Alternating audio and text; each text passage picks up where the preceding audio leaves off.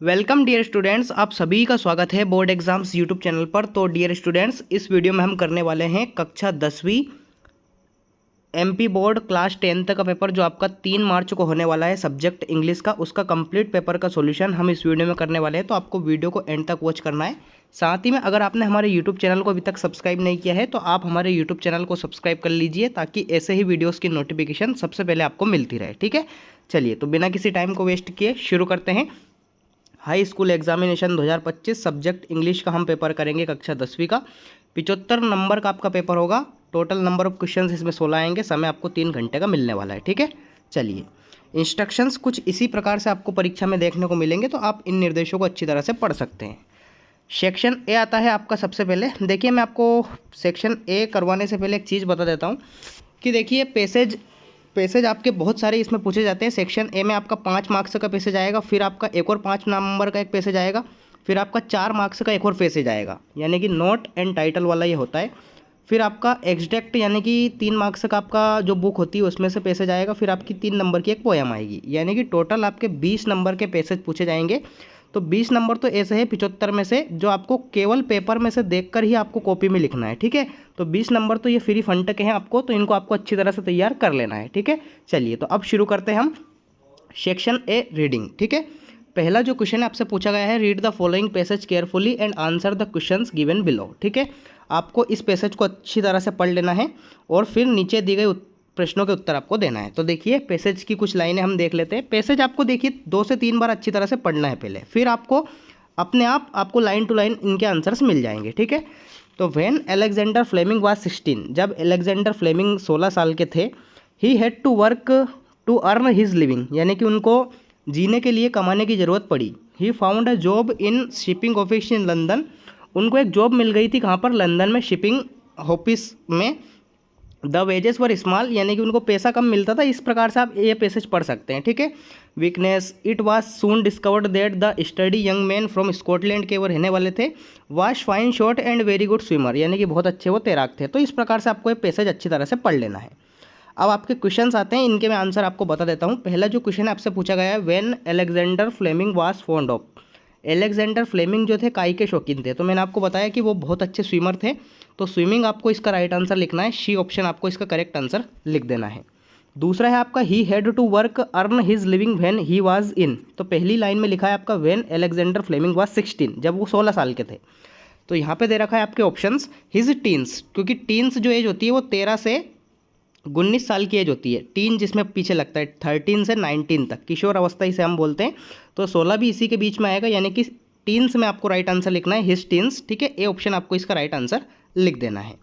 अगला है आपका तीसरा, what influenced Alexander Fleming decision to leave his job at the shipping office. ठीक है, तो तीसरे में आपको राइट आंसर लिखना है बी ऑप्शन, यानी कि a relative date and inheritance. ठीक है, बी ऑप्शन आपको इसमें राइट आंसर लिखना है, आपको पैसेज में से देखने को ही मिल जाएगा। अगला है आपका चौथा, what does uninteresting mean in the passage. Passage यानी कि mean in the context of Alexander Fleming's job at the shipping office. ठीक है, तो इसमें आपको ए ऑप्शन लिखना है। अनइंटरेस्टिंग का मतलब क्या होता है, बोरिंग होता है, तो ए ऑप्शन आपको इसमें राइट आंसर लिख देना है। पांचवा है आपका, Alexander Fleming joined for his medical training, तो आपको इसमें राइट आंसर लिख देना है बी ऑप्शन, यानी कि ST मैरीज हॉस्पिटल। ठीक है, बी ऑप्शन आपको इसमें राइट आंसर लिख देना है। तो कुछ इस प्रकार से आपके जो पहला पैसेज आता है 5 नंबर का वो कंप्लीट हो जाता है। आपको 5 क्वेश्चंस दिए जाएंगे, पाँचों के ऑप्शन आपको इसी पैसेज में से देखने को मिल जाएंगे, इनके आंसर्स। ठीक है, तो इस प्रकार से आपको पैसेज को करना है। दूसरा फिर आपका एक पैसेज आता है, read the following passage carefully and answer the questions given below. Vegetable oil के बारे में दे रखा है, आपका 5 नंबर का पैसेज आता है, तो इसको आपको अच्छी तरह से पढ़ना है। इसके उत्तर मैं आपको बता देता हूँ। ठीक है, पहला है, what is the primary use of vegetable oil according to the passage. Vegetable oil का सबसे मुख्य कार्य क्या होता है पैसेज के अनुसार, तो कुकिंग करने में काम आता है वेजिटेबल ऑयल, तो आपको ए ऑप्शन इसका राइट आंसर लिखना है।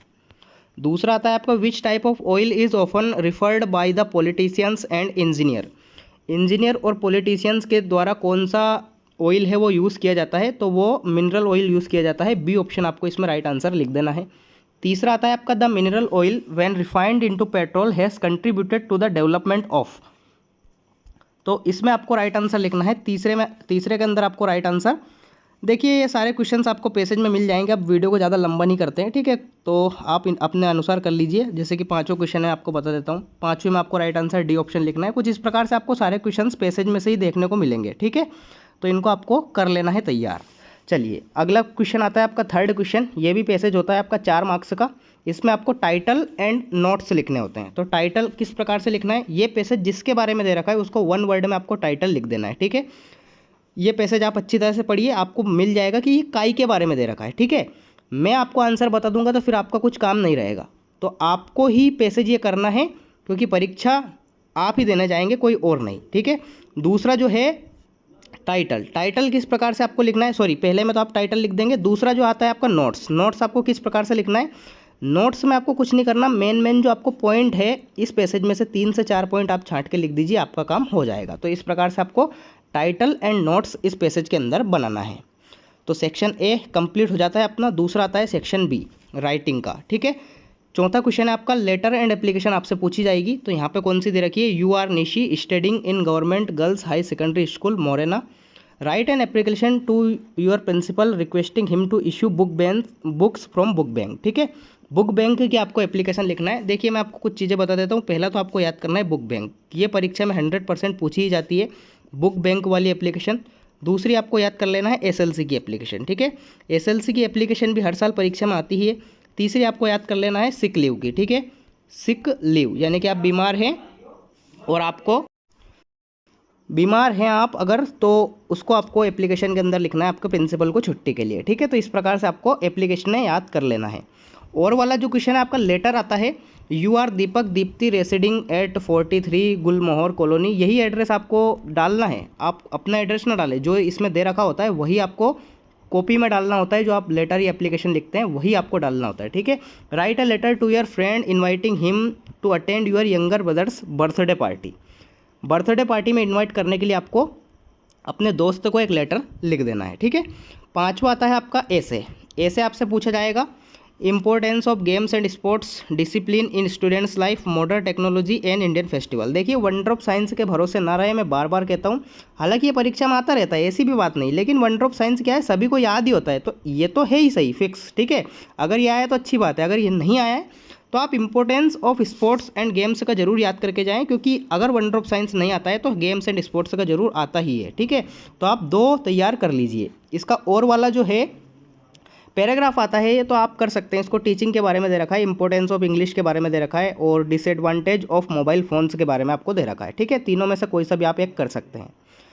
नेक्स्ट छठा क्वेश्चन आता है आपका, पिक्चर दे रखी है आपको, on the basis of the picture given below right a short paragraph. एक पिक्चर आती है आपको, ठीक है, पेपर के अंदर आपको ये पिक्चर आएगी, इसमें से आपको देखकर 75 वर्ड्स लिखना होता है। 3 नंबर का ये क्वेश्चन होता है, ठीक है। तो यहाँ पे इंपॉर्टेंस ऑफ ट्रीज़ के बारे में दे रखा है, ट्रीज़ क्या क्या काम करते हैं। तो देखिए हमें फ्रूट्स प्रोवाइड करते हैं, मेडिसिन्स प्रोवाइड करते हैं, ऑक्सीजन ऐड करते हैं, रिमूव कार्बन डाइऑक्साइड, ठीक है, रिड्यूस इरोजन, प्रिवेंटिंग फ्लडिंग, बाढ़ से बचाते हैं, कूल्स आवर हाउसेस, हमारे घर को ठंडा रखते हैं। तो plant a tree save our earth, इस प्रकार से आपको बना के इसमें लिख देना है।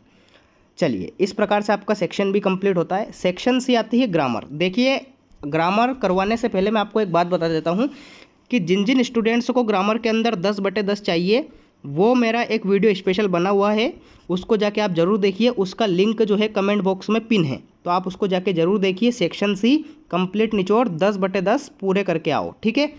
तो उस वीडियो को आपको जाकर जरूर देखना है। तो फिल इन द ब्लैंक्स आता है आपको एनी 5 करना है, लेकिन मैं आपको सारे के सारे बताऊंगा। पहला है आपका hurry up we have not got time. तो देखिए टाइम के अनुसार मैनी तो लगेगा ही नहीं, क्योंकि मैनी काउंटेबल नाउन के साथ लगता है। अब बचे लिटिल और मच। तो देखिए हम इसमें लिटिल भी नहीं लगाएंगे। क्यों नहीं लगाएंगे, क्योंकि यहाँ पे नेगेटिव ऑलरेडी दे रखा है। लिटिल का मतलब क्या होता है, ना के बराबर। तो हमारे पास ना के बराबर टाइम है, तो ये बात जमती नहीं है, लिटिल आपको लगाना ही नहीं है, क्योंकि यहाँ पे नेगेटिव दे रखा है। अगर यहाँ पे केवल हैव होता तो हम लिटिल लगा सकते थे, लेकिन यहाँ पे हैव नॉट दे रखा है, इसलिए हम लिटिल नहीं लगाएंगे। इसलिए हम इसमें क्या लगाएंगे, मच लगाएंगे। मच इस क्वेश्चन का आपको राइट आंसर लिख देना है। Hurry up we have not got much time, यानी कि जल्दी करो, हमारे पास पर्याप्त समय नहीं है। दूसरा है आपका every year thousands of people die dash cancer. Die अगर आप किसी बीमारी से मरे, आपकी मृत्यु अगर किसी बीमारी से हो किसी की, तो डाई के साथ प्रीपोजिशन आती है हमेशा ऑफ। ठीक है, बहुत सारे बच्चे इसमें गलती करते हैं, फ्रॉम लिख देते हैं। फ्रॉम आपको कतई नहीं करना है। कैंसर से यहाँ पे मृत्यु हुई है, कैंसर हो गई एक बीमारी, स्वाइन फ्लू आ सकता है परीक्षा में, कोरोना आ सकता है, कुछ भी आ सकता है। तो अगर कोई बीमारी से किसी की मृत्यु हो जाए तो वहाँ पे आपको डाई के साथ ऑफ लगाना है। ठीक है, ऑफ इस क्वेश्चन का राइट आंसर आ जाएगा। तीसरा है आपका my father is a dash teacher. तो माय फादर एक रिटायर्ड टीचर हैं, वो रिटायर हो चुके हैं, तो रिटायर्ड आपको इसमें राइट आंसर लिखना है। चौथा है आपका we dash wear mask in crowded places. हमें भीड़ भाड़ वाली जगहों पर मास्क पहनने चाहिए। तो शुड आपको इस क्वेश्चन का राइट आंसर लिखना है। यूज्ड होगा नहीं क्योंकि इसके पीछे टू आता है, आउट होगा नहीं क्योंकि इसके पीछे भी टू आता है। ठीक है, इसलिए आपको इसमें राइट आंसर शुड लिख देना है। नेक्स्ट आता है आपका he is an American but his wife is European. अब बहुत सारे बच्चे क्या करते हैं, आर्टिकल के अनुसार ए आ गया, ई आ गया, आई आ गया, ओ आ गया और यू आ गया, तो इसके अनुसार लगा देते हैं वो एन। लेकिन आपको ऐसा बिल्कुल नहीं करना है, क्योंकि मैंने आपको बार बार वीडियोस में बता रखा है, सेक्शन सी का कंप्लीट वीडियो में भी मैंने आपको समझा के बता रखा है कि अगर हिंदी में हम कोई चीज़ पढ़े और अगर वो आ से आहा के बीच में उसका उच्चारण हो, आ से आहा तक, तो उसमें आपको लगाना है एन, और अगर का से ज्ञा तक का उच्चारण हो तो उसमें लगाना है आपको ए। इस प्रकार से आपको करना है। तो यहाँ पे यूरोपियन दे रखा है। अब यूरोपियन को जब हम पढ़ेंगे तो यू आएगा सबसे पहले। अब यू क्या है, का से ज्ञा के बीच में स्थित है, इसलिए आपको इसमें ए लगाना है। इस प्रकार से आपको समझा के मैं बताता हूँ वीडियो में। ऐसा नहीं कि तुक्का आप लगा दें, एन नहीं करना है, आपको ए करना है इसमें। ए आपको राइट आंसर इसमें लिख देना है। अगला आता है आपका छठा, I am not going to office dash I am ill. मैं ऑफिस नहीं जा रहा हूँ क्योंकि मैं बीमार हूँ। तो क्योंकि के लिए क्या जाएगा, बिकॉज आपको इसमें राइट आंसर लिख देना है। ठीक है, एंड होगा नहीं, सो होगा नहीं, बिकॉज आपको इसमें राइट आंसर लिख देना है। सातवां आता है आपका, I often go to Mumbai dash is the commercial capital of India. मैं मुंबई जाता हूँ अक्सर क्योंकि मैं मुंबई अक्सर जाता हूँ क्यों, जो कि भारत की क्या है, कॉमर्शियल कैपिटल है। तो विच होगा नहीं क्योंकि ये वस्तु के लिए आता है, हु होगा नहीं, और वेयर आपको जगह के लिए आता है। ठीक है, लेकिन वेयर स्पेशल केस में आता है, तो विच आप लगा सकते हैं इसमें। ठीक है, विच आपको इसमें राइट आंसर कर सकते हैं आपको। ठीक है, विच आपको लिख देना है। वेयर भी आ सकता है, लेकिन वेयर स्पेशल केस में आता है, इसलिए आपको विच इसमें करेक्ट आंसर करना पड़ेगा। ठीक है, तो कुछ इस प्रकार से आपका सेक्शन सी का जो 7वां क्वेश्चन है, फिल इन द ब्लैंक्स, वो यहाँ पे कंप्लीट हो जाता है। नेक्स्ट क्वेश्चन आता है आपका, डू एज डायरेक्टेड, एनी 5 आपको करने होते हैं। इनका कंप्लीट वीडियो मैंने बना रखा है, उसको आप जाके ज़रूर देख लीजिए, क्योंकि 10/10 अगर आप पाना चाहते हैं तो उस वीडियो से आपके कंप्लीट हो जाएंगे, ये मैं आपको गारंटी दे रहा हूँ अभी भी। ठीक है, तो टाइम है आपके पास, सेक्शन सी लिंक पिन है, आपको उसको जाके ज़रूर देखना है। पहला है आपका, Mohit is very weak, he can not walk easily, so that से इसको जोड़ना है। मोस्ट इंपॉर्टेंट क्वेश्चन है, हर साल परीक्षा में आता है ये। तो मोहित आपको एज इट इज़ लिखना है, मोहित इज़ वेरी की जगह आपको सो लिखना है, फिर आपको लिखना है weak. Mohit is so weak, फिर आपको लिखना है that he can not walk easily, बाकी पूरा सेम रहेगा। तो कुछ इस प्रकार से आपको सो दैट से इसको जोड़ना था। ठीक है, दूसरा है आपका, I did my work on time, negative इसको बनाना है। बहुत सारे बच्चे इसमें गलती करते हैं, मोस्ट IMP क्वेश्चन है ये भी। डिड और डज वाले हमेशा आते हैं परीक्षा में, तो इसको आपको किस प्रकार से करना है, आई, फिर आपको लिखना है डिड नॉट। अब बहुत सारे बच्चे इसमें क्या गलती करते हैं, डिड नॉट के बाद direct my work on time लिख देते हैं, जबकि हो जाता है गलत। ये जो डिड नॉट है ये आपकी हेल्पिंग वर्ब है, और ये जो डिड है ये आपकी मेन वर्ब है। तो डिड के अनुसार ये अफर्मेटिव में चेंज, इसको अगर नेगेटिव में चेंज करेंगे हम तो डू हो जाएगा डिड का। I did not do my work on time, कुछ इस प्रकार से आपको सही उत्तर इसका लिख देना है। Next, Amit at all the sweets, interrogative में आपको इसको बदलना है। तो देखिए ये कौन सा टेंस का है, सेकंड फॉर्म लगी है, यानी कि ये पास्ट इंडेफिनिट का है। पास्ट इंडेफिनिट की हेल्पिंग वर्ब क्या होती है, डिड होती है। तो सबसे पहले आपको लिखना है डिड, फिर आपको सब्जेक्ट लिखना है अमित। एट की फर्स्ट फॉर्म होती है ईट, फिर आपको लिखना है ऑल द स्वीट्स, और लास्ट में आपको क्वेश्चन मार्क लगा देना है। तो कुछ इस प्रकार से आपको इसका नेगेटिव बनाना है, सॉरी इंट्रोगेटिव। नेक्स्ट, चौथा आता है आपका, if you run fast you can catch your बस, अगर तुम तेज दौड़ोगे तो तुम बस पकड़ लोगे। अनलेस को इसको जोड़ना है। अनलेस का मतलब क्या होता है, जब तक नहीं, नेगेटिव सेंटेंस ही होता है, नेगेटिव वाक्य ही होता है। तो इसको आपको कुछ इस प्रकार से बनाना है कि जब तक तुम तेज नहीं दौड़ोगे तुम बस नहीं पकड़ सकते। तो इसको आपको कुछ इस प्रकार से आपको लिखना है। सबसे पहले आपको लिखना है unless, unless you run fast, जब तक तुम तेज नहीं दौड़ोगे, अनलेस यू रन फास्ट। फिर आपको लिखना है यू कैन नॉट आएगा अब यहाँ पे, क्यों? क्योंकि जब तक तुम तेज़ नहीं दौड़ोगे तब तक तुम बस नहीं पकड़ पाओगे, तो you can not catch your बस, कुछ इस प्रकार से आपको लिख देना है, ठीक है, अनलेस में। पांचवा है आपका Ravi is my cousin, he is sitting at the last bench. Ravi मेरा कज़िन है जो लास्ट बेंच पर बैठा है। रिलेटिव क्लास क्या होता है? रिलेटिव क्लास के 3 केस आते हैं। सबसे पहला हो जाता है हु किसके अनुसार आता है? हु आता है व्यक्ति के लिए, ये आप याद रखिए, ठीक है, व्यक्ति का हो तो हु से जोड़ दीजिए इसको। दूसरा आता है आपका वेयर आता है जगह के लिए, ठीक है, वेयर आता है आपका जगह के लिए। तीसरा क्या हो जाएगा? तीसरा इसमें हो जाएगा विच आता है हमेशा वस्तु के लिए, ये आप याद रख लीजिए इन तीनों केसों को। ये आ जाएगा आपको वस्तु के लिए, ठीक है, कोई सी चीज़ के बारे में अगर वर्णन हो तो वहाँ पे आपको विच लगाना है। तो कुछ 3 केस आपके हो जाएंगे, हु, वेयर और विच, ठीक है।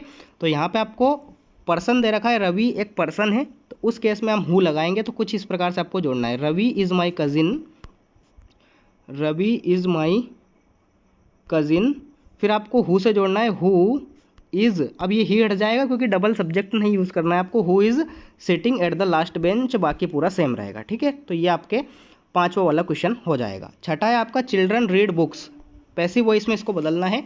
तो सबसे पहले आप लिखेंगे बुक्स, ठीक है, बुक्स के बाद आपको लिखना है आर, क्योंकि ये प्रेजेंट इंडेफिनिट सेंटेंस का आपको पैसिव वॉइस बनाना है। तो बुक्स आर रीड की तीनों फॉर्म सेम होती है, तो यहाँ पे रीड का रीड ही रहेगा, books are read by children, ठीक है। इस प्रकार से आपको इसका जो पैसिव वॉइस है वो बना देना है, ठीक है। 7वां है आपका the Rajdhani express arrived at the platform, change in the sentence into present perfect tense में आपको बदलना है। प्रेजेंट परफेक्ट टेंस की हेल्पिंग वर्ब क्या होती है? हैज़ और हैव, ठीक है, ये होती है प्रेजेंट परफेक्ट टेंस की हेल्पिंग वर्ब, तो हैज़ हैव होती है। यहाँ पे राजधानी एक्सप्रेस दे रखी है जो कि एक ट्रेन है, एक ही ट्रेन है, इसलिए हैज़ आपको यहाँ पे लगाना है, ठीक है। तो क्या लिखेंगे? द राजधानी एक्सप्रेस, यहाँ पे आपको कुछ नहीं करना, बस एक्सप्रेस के बाद में हैज़ लिख देना है, बाकी पूरा सेम रहेगा। अराइव्ड थर्ड फॉर्म ही होती है अराइव की, ठीक है। तो इस प्रकार से आपको सेक्शन से कंप्लीट करना है। यहाँ पे तो मैंने कुल आपको समझाने की कोशिश की है, लेकिन जिन स्टूडेंट्स को भनक भी नहीं लगी है तो वो सेक्शन सी का कंप्लीट वीडियो जाकर देख सकते हैं, ठीक है। नेक्स्ट आता है आपका सेक्शन डी, टेक्स्ट बुक में से आपका पूरा पार्ट आएगा, आपकी जो बुक होती है उसमें से। तो देखिए ये जो 4 क्वेश्चंस आते हैं इनका भी एक सेपरेट वीडियो मैंने बना रखा है। टॉप 50 MCQs मैंने वो वीडियो अपलोड कर रखा है ऑलरेडी। टॉप 50 MCQs यानी कि मल्टीपल चॉइस क्वेश्चंस जो है टॉप 50, अगर आपने वो 50 वीडियोज़ वाला देख लिया, 50 जो क्वेश्चंस मैंने करा रखे हैं, तो ये 4 क्वेश्चंस आपके कहीं नहीं जाने वाले, 4 क्वेश्चंस उसी में से आएंगे, आप उनको जाके तैयार कर सकते हैं, ठीक है। तो इसका भी जो वीडियो है उसकी लिंक भी कमेंट बॉक्स में पिन है, तो आप उसको चेक करके ज़रूर देखें, ठीक है। आंसर आपको देना है आपकी जो टेक्स्ट बुक है उसमें से। तो पहला है आपका the bakers are known in Goa as, तो इसमें आपको राइट आंसर लिखना है पेडर, ठीक है, बी ऑप्शन आपको इसमें राइट आंसर लिख देना है। दूसरा आता है आपका Lencho called post office employees, Lencho ने पोस्ट ऑफिस के एम्प्लॉइज़ को क्या कहा था? तो बंच ऑफ क्रुक्स कहा था, यानी कि बी ऑप्शन आपको इसमें राइट आंसर लिख देना है। तीसरा है आपका what food did seagulls mother get for it, क्या लाई थी वो? फिश लाई थी, तो डी ऑप्शन आपको इसमें राइट आंसर करना है। चौथा है आपका अन्नी फ्रैंक कॉल्ड हर डायरी, अन्नी फ्रैंक अपनी डायरी को क्या कहती थी? किट्टी कहती थी, ठीक है। तो सी ऑप्शन आपको इसमें राइट आंसर लिख देना है। तो इस प्रकार से आपके 4 क्वेश्चंस जो आते हैं टेक्स्ट बुक में से वो आपको कर लेना है, ठीक है। इनका एक अलग वीडियो बना रखा है, तो उसको आप जाके जरूर देख लीजिए, ठीक है। 10th क्वेश्चन मैंने आपको बताया था ऑलरेडी, पैसेज के बारे में जो बताया था मैंने कि 5 मार्क्स का सबसे पहले एक पैसेज आएगा, फिर आपका 5 मार्क्स का एक पैसेज आएगा, फिर आपका 4 मार्क्स का पैसेज आएगा सेक्शन ए के अंदर। बाकी जो 2 पैसेज होते हैं आपके 3-3 नंबर के, वो सेक्शन डी के अंदर होते हैं, ठीक है। आपकी जो फर्स्ट फ्लाइट बुक है उसमें से पूछा जाएगा और दूसरा पोएम से पूछा जाएगा, ठीक है, 3-3 नंबर के। तो चलिए इनको देखते हैं। राइटिंग इन अ डायरी, ये वाला एक पैसेज दे रखा है, आपको इसको अच्छी तरह से रीड करना है, ठीक है। इनके क्वेश्चंस जो है इनके आंसर मैं आपको बता देता हूँ। पहला जो है from which lesson has this text been taken, तो इसमें आपको राइट आंसर लिखना है from the diary of Anne Frank, ठीक है, डी ऑप्शन। दूसरा है आपका who is the author of from the diary of Anne Frank, Anne Frank वाला जो चैप्टर है उसके ऑथर कौन है? तो एनी फ्रैंक ही है, बी ऑप्शन आपको इसमें राइट आंसर करना है। नेक्स्ट आता है आपका तीसरा, what did Anne Frank to do to take things off her chest, तो इसमें आपको राइट आंसर लिखना है she would sleep a lot, A option आपको इसमें राइट आंसर करना है, ठीक है। तो कुछ इस प्रकार से आपको इसका आंसर लिख देना है तीनों क्वेश्चंस के। नेक्स्ट आपका पोएम आती है listen the glass is breaking the trees are stumbling forward into the night winds rush to meet them, the moon is broken like a mirror, its pieces flash now in the crown to the tallest oak. Oak tree के बारे में दे रखा है, the trees वाला जो chapter है उसमें से ये लिया गया है। ठीक है, पहले क्वेश्चन आपसे पूछा गया है from which poem have the above lines been taken, तो ये द ट्रीज से ली गई है, ए ऑप्शन आपको इसमें राइट आंसर करना है। दूसरा है आपका the figure of speech used in the line the moon is broken like a mirror is, तो इसमें आपको राइट आंसर लिखना है बी ऑप्शन यानी कि सीमाइल। ठीक है, बी ऑप्शन आपको इसमें राइट आंसर करना है। तीसरा है आपका opposite of word forward, forward का मतलब होता है आगे की ओर, तो इसका अपोजिट क्या हो जाएगा, बैकवर्ड जो होता है पीछे की ओर। ठीक है, सी ऑप्शन आपको इसमें राइट आंसर करना है। अब आते हैं आपके question and answers. Question and answers जो मैं बता रहा हूँ वहीं आपको करना है, केवल सारे याद नहीं करना है, जो जो मैं बता रहा हूँ उन्हीं में से आएगा आपकी परीक्षा में। ठीक है, 11वां क्वेश्चन आता है आपका एनी 6 आपको करना है, 2-2 नंबर के क्वेश्चंस रहेंगे, तो 12 नंबर के आपके क्वेश्चन आंसर्स ये हो जाते हैं।